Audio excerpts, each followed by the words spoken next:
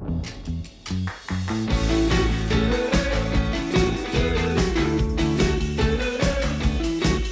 Kate Kai. I am the UK Colour Ambassador for Rusk, and today on Kimmy's hair we're going to be enhancing her natural brunette base colour by introducing a balayage technique of using freehand highlights to emphasise the cut and to also give a more spring-summer sun-kissed look to this hair. So I'm using the lightening cream to create this look. It's a mixing ratio of 1:2.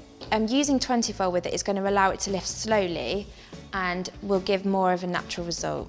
I'm literally going to divide the hair into two. Probably want to be working to about 1 inch thickness. So the lightest part of the colour I want working below the jawline, and then I kind of want the colour fade to start from the jaw and from the cheekbones. What I'm going to do is pull the hair forward, work from the cheekbone, and then slightly back comb. What this allows me to do is have a starting point of where I want the colour to smudge from and then work downwards. Get your balayage board, place underneath, and then we're looking at the back combing section. Use a stroking technique, so when you're applying it, you're not working flatly with the brush, you're working on a diagonal. And then as we get further down to the lengths of the hair, we apply a lot more heavily. So you can see with my sections that I'm working to sort of the curvature of the head. And why this is it kind of arcs its way into the back part of the hair, but the main focus of the highlights will be around the front. And again, pulling that section forward to see where I want the lights to begin. So using the cheekbone as an example, just gently back comb, pull back, medium to thick weaves, separate, and then use your balayage board, pop underneath the back comb section, and then from that point, lightly stroke your colour. And then the further down to the ends we go, we apply a lot more heavily.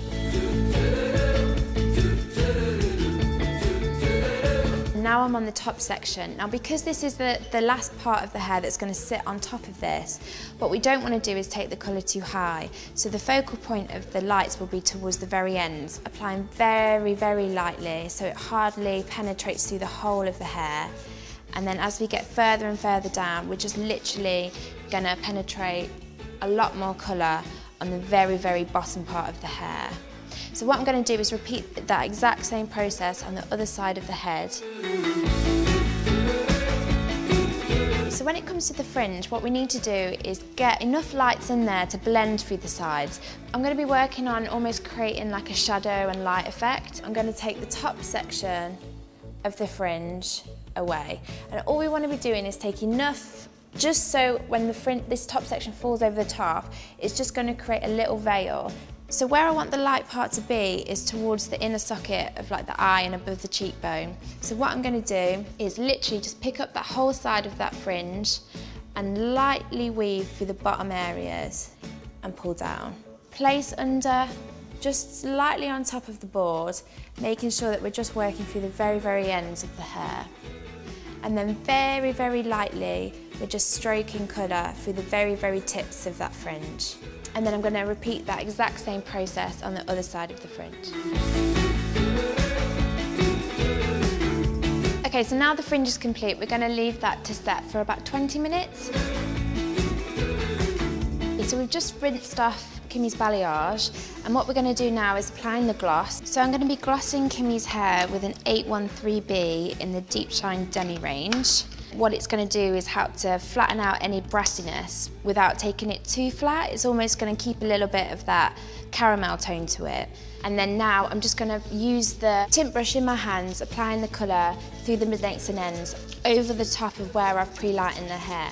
Because it's a demi, it will only pick up on the pre-lightened pieces, so it won't affect my base colour. 813B is an ash beige colour, so it's perfect over the top of this pre-lightened hair because it will kill that little bit of warmth that's come through without killing it too much.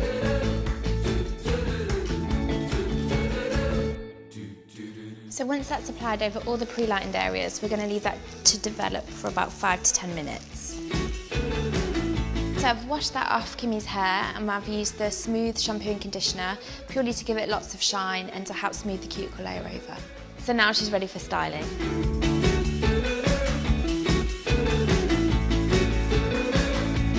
So this is Kimmy. This is our finished look from our sun-kissed balayage technique.